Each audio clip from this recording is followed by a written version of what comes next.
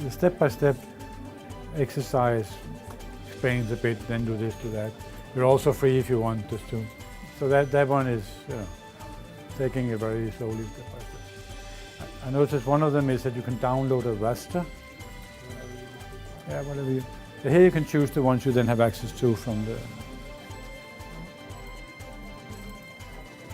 Yeah. It's for everybody it's DHI except for those 6 people. So what you might do is also open this exercise, which is copied to your computer.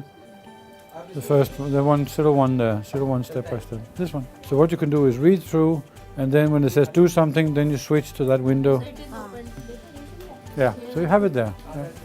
Yeah. But again, if you open that really like this, you can make it a bit larger. And then this, and then what to do next, right? Here it explains a little bit. So leave both open and then switch. Let's just see if we can get back to India. And I can't change it. Not here. I mean, we'll continue a little bit on these exercises. I hope that many of you get a chance to do this Shira exercise. But anyway, if you're more interested in the flood and drought portal, then you work on that, whatever you want, right? Up until 10 o'clock they have to come. 10, and you just start. Let's continue. And then we have tea.